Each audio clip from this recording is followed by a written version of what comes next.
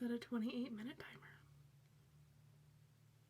Hi guys, welcome back to my channel. Today's video is going to be in my November favorites and fails. I have been creating a lot more content this month and I've been testing out a lot more makeup than I have probably ever, and I'm actually really excited about that. So I have a lot of favorites and I have a few fails. So let's just go ahead and get right into it. Let's start today's video off with the fails. I only have two, so I'd like to kind of get them out of the way so that I can end this video on a good note instead of a bad note. So the first one is this Hard Candy Just Glow Stay Glassy highlighter in Put a Ring on It.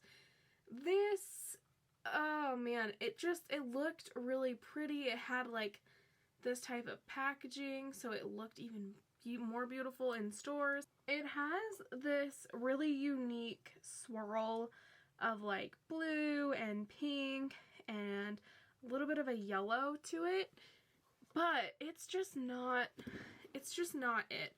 Like, it has a really firm Super Shock shadow consistency. It's just not pretty. Like, you can barely, there we go.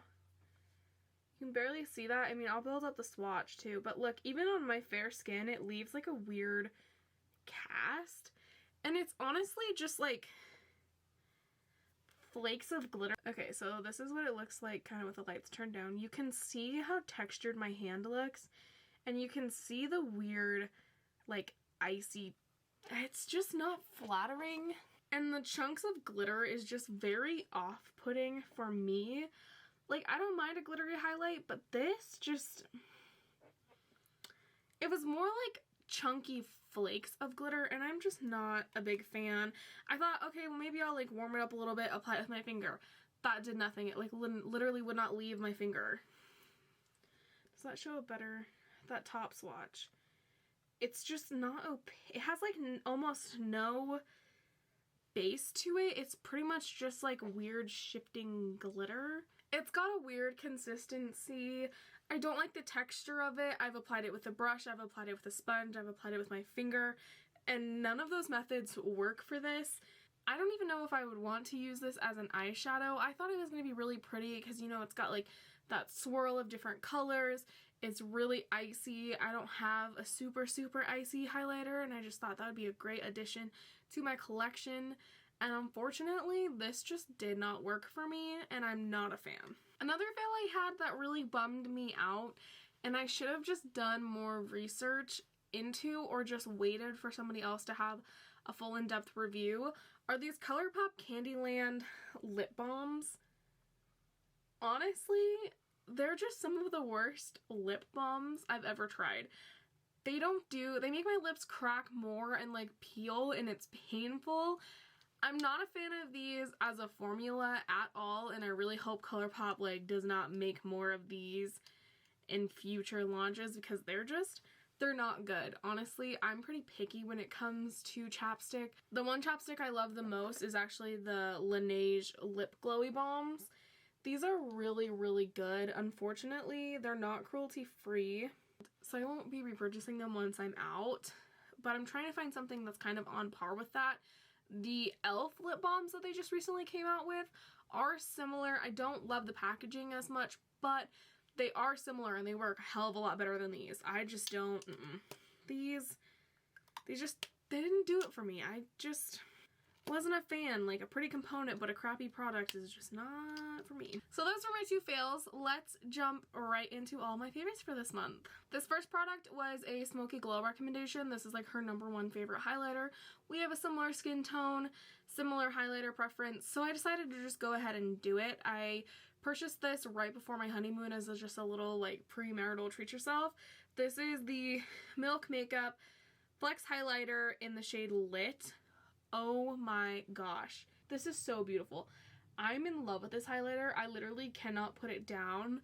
Like, this highlighter, I wear this so much. My best comparison to how I use this is like how much I used the Amrezy highlighter. This is nowhere near in shade or anything like that, but I'm obsessed with this highlighter just as much as I was obsessed with the Amrezy, which I'm still kind of obsessed with. It's just harder to use because you can't really get your hands on it anymore. But this highlight, it is so different from the hard candy highlighter. This highlight is so smooth and so buttery, and it shifts really nicely, like here in the light, dark, light, dark. And I just feel like it works really well for my skin tone, even though the undertone is a smidge darker than what I probably would go after. But I cannot stop using this highlighter. I think it is amazing. The formula is literally perfect. It's not glittery. It's smooth. It goes on really well. It lasts a really long time. I think if you're looking for a new highlighter, to definitely check this out. This is my next favorite. This is the Balm Girl Power Cheeks on the Glow blush. This is, I have a hard time getting it open because it's like a metal container. This is a blush palette. I got this probably about a year ago when I was doing Ipsy, and it just kind of sat in a drawer untouched, unused, unopened. I decided to pull this out for my last everyday makeup drawer, and I have used the crap out of this. Like, I have a few other blushes in my drawer. I cannot put this down. Those other blushes have been like, they've literally just sat in the drawer, and I haven't used them because I've loved this formula so much. I love these shades so much. This blush is why I've started to like glowy blushes. I just put this like blush topper over one of these shades one day, and it just looked so stunning, so I kept doing it, and I'm really loving it. Like, it's beautiful. I don't know why I've always stuck to matte blushes. This blush formula has definitely changed my life. This palette is so beautiful. I think if you're gonna pick this up, wait until the Balm does their 50% off sale, because it would make it pretty cheap. I don't know how much this is normally because, again, I got it in an Ipsy box, but I'm so glad I have this blush palette in my life. It is so stunning. So these are what the shades look like. They're really pretty on fair skin, I think. They're a bit pigmented, so I think if you're medium, you could wear these as well. Again, that blush topper could easily be worn as a highlighter. It's really pretty. I believe I'm wearing one of these shades, I can't tell you which one, I don't really remember, over a Charlotte Tilbury Glow Wand. But yeah, this blush palette changed my life. If you're not really a blush person, try this palette. It'll make you change your mind, I swear. Especially if you're not a glowy blush person, because it gives you like that option, which this blush topper could also be used as like a highlighter if you wanted to try it that way. I love this blush. It is, oh, it's so pretty. The only complaint I have about it is that the packaging is just tricky to open because it's a metal tin. But I love this. I love this so much. I have to pull it out of my drawer because I need to like use the other blushes in my collection. But I've just been loving this so much. If you have Lunar Beauty's Moonspell palette, this next product is a perfect companion palette with it. And I just realized this the other day when I used this palette. So these are the Essence Melted Chrome eyeshadows. So this one is Think About You and this one is Golden Crown. I have been absolutely loving these ever since Kelly Gooch picked them up and she raved about them. They are so stunning, and they go really well with this Moonspell palette. So here are the two shades right next to the Moonspell. I feel like you could easily use this shade with these warmer tones, and then you could use Think About You easily with these other purple tones.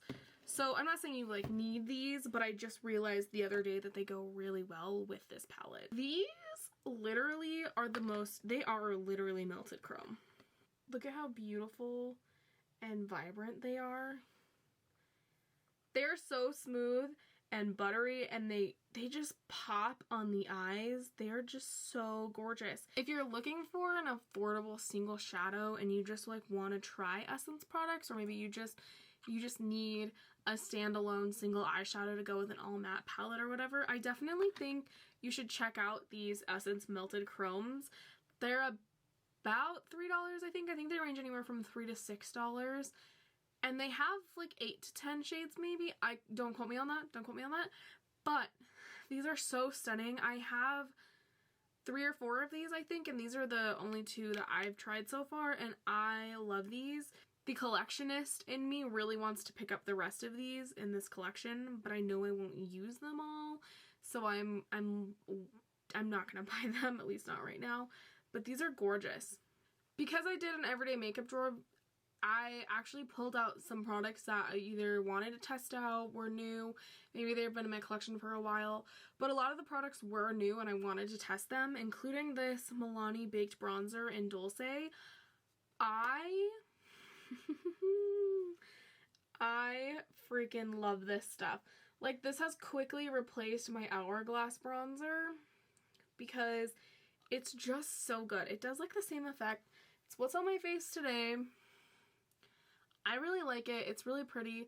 It's actually over a Charlotte Tilbury contour wand.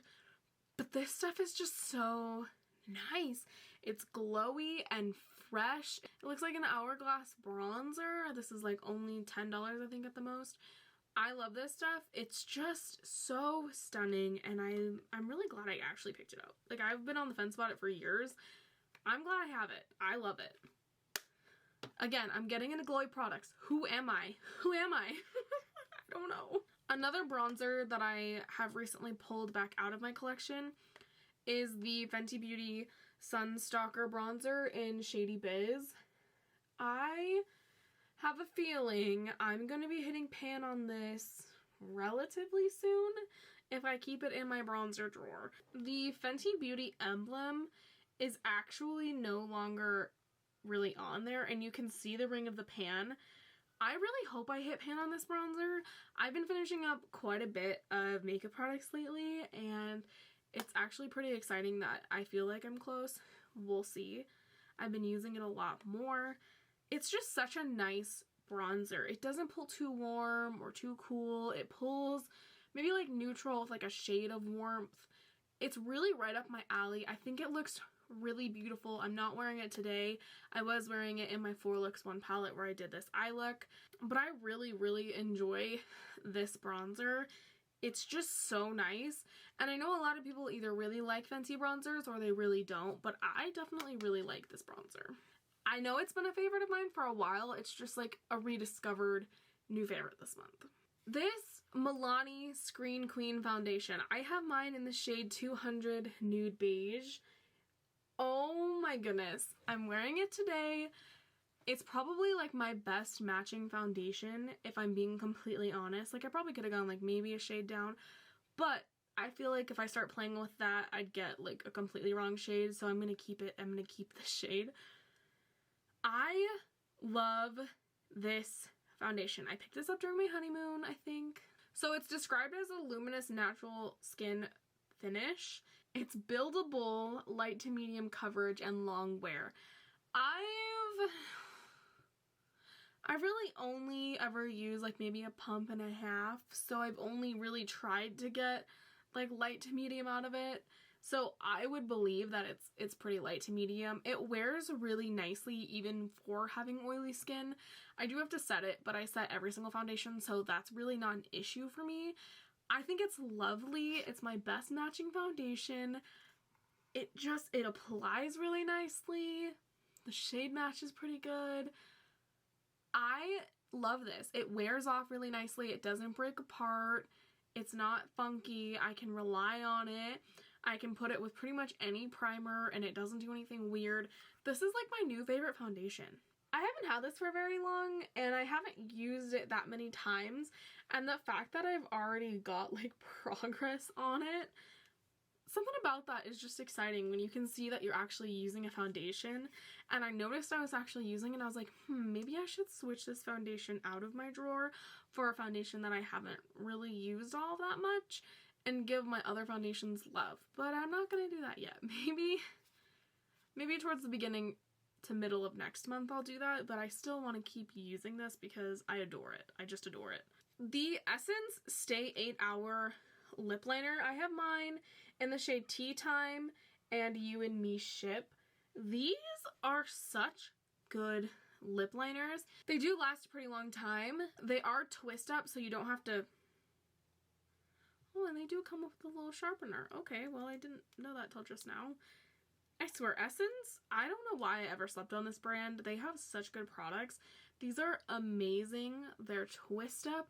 You don't have to sharpen anything. They last a long time. You get quite a bit of product for the price. I think you can't go wrong if you're looking for a lip liner that you don't have to sharpen. When I was writing in all my favorites, I was trying to think back to this previous month and think about all the products I've used.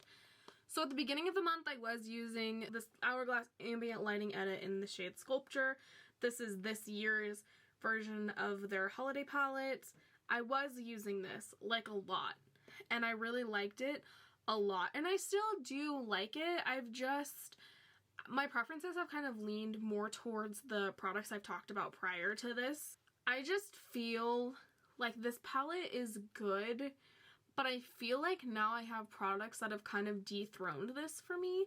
Like, this was the only face products I brought on my honeymoon. I loved it that much. It's good. Do I think it's worth the price? Not necessarily. I think you're probably better off getting a Milani baked bronzer if you can find your shade. Maybe getting a Milani blush. And then these ambient light powders, I mean, they're good, but this isn't cruelty free, but Sephora collection does have something similar. If you're wanting that same effect, I think there's like a Milani Glow product. I think if you're specifically looking for anything in this palette, I think if you were to find a dupes video, you could easily find something that's this palette, half the price, and more customizable, because Hourglass they're not shade inclusive like at all.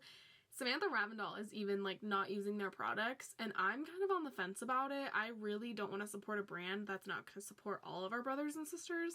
Like, I just don't think that's okay. That's kind of my thoughts on this. I just wanted to share that with you. I think it's alright, but I think that you can find your shade anywhere else, because these aren't universal. Like, this bronzer is honestly too dark for me, and same with the highlighter. And for a lot of people, this is too light. So I just feel like, Hourglass, step up your game. I wouldn't classify this as a fail, and I wouldn't classify it as a favorite, but I did want to mention that this was a favorite at the beginning of the month, but quickly through the rest of the products, it's gotten dethroned. Another product that I loved at the beginning of this month, and has definitely gotten dethroned, and I have a specific product, is the Natasha Denona Glam Palette. Again, at the beginning of the month, I loved this palette. I thought it was phenomenal, perfect. The cool tones were amazing. Couldn't get anything like it. I hate to say that I spent $65 on this, only because I have two other palettes that just do it better. I mean, I don't think that this was necessarily a waste of money. I think it was nice to try Natasha Denona's formula, but I definitely think it would have been smarter to just wait on this palette. But the hype was so real. I bought into the hype. I always do. I'm a sucker for hype. So while I do think this palette is beautiful, I think that you're better off with these two other palettes. So this one has been dethroned. The ColourPop That's Taupe palette is literally so pretty. It has a Super Shock in there, it has 3 other shimmers, and 5 mattes. This palette is so gorgeous. I've used every shade in here except for 2. This one right here and this shimmer as well. Even though it's 9 shades compared to 15, I don't know, I feel like, I don't know, I just like this palette so much better. Like, I can't explain it exactly. I feel like this palette was way more worth it, and it was way cheaper, like way cheaper. If you're wanting that glam palette, get this. If you're not sure if you like cool tones, definitely get this. I've been on a cool tone kick. Like, I picked up my Sultry palette, like I've been using this like crazy as well. This is so beautiful, and they brought it back for the holidays again in a set. ABH has one on their site. Ulta also has a different version on their site as well.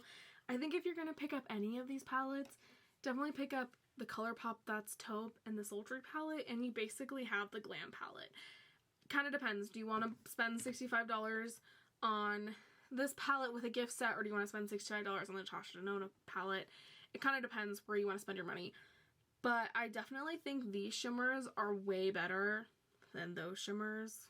Sorry. I've created so many beautiful looks with this palette. I'm so glad I got this when I got it. I think I got it for like 20 bucks at TJ Maxx, so total steal. This is also another favorite. That's like kind of what I was getting to. Sorry. This has been one of my favorite palettes this month. I haven't leaned towards it that much lately because I have been using That's Taupe, and I did pull this out of my everyday makeup drawer, so it's not really like as in front of me as it was. But I love this palette. I think it's so worth it. I think out of all of the holiday collections, definitely pick up this palette if you can and if you've been waiting for it. It's just so good. It's so good. My recent favorite to kind of end this month is the Robert E. Christie and ColourPop collection. You guys probably have already guessed as soon as you saw my initial video and my 4LX1 palette that this would be in my favorites video. I just love it, okay? I just love it.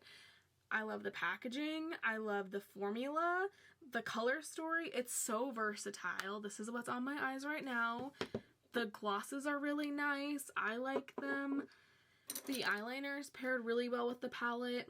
And also the Super Shocks. Honestly, they all just pair really well together. The colors are gorgeous. The formula is amazing. I love this palette and I can't stop putting it down. I mean, I've tried every single shade in this palette now, and I can with 100% without a doubt say that this is a favorite, especially for this month. It's probably going to be a favorite next month. Who knows? I like this. This is just done really well and I really like it. And it's definitely a favorite. That's all my favorites this month. I had quite a few. I had something from pretty much every category. I'm really happy with all my favorites. I'm glad I only had 2 fails, so not a whole lot of waste there. I'm gonna continue testing out my Sephora haul, and I should have like a review video up for you guys shortly. Some of it I haven't even tested. Some of it I've tested like once or twice, so I'm still gathering my thoughts on that. So stay tuned for that video. Not going to give you a date on that because I'm not entirely sure when that date is going to be. I have all my December videos planned. Okay guys, that's going to do it for today's video. I hope you enjoyed my November faves, fails, and everything in between. I'm going to go ahead and leave all my social medias linked right down below as per usual, as well as the playlist of the week. And I'm going to go ahead and see you guys in my next video. Bye!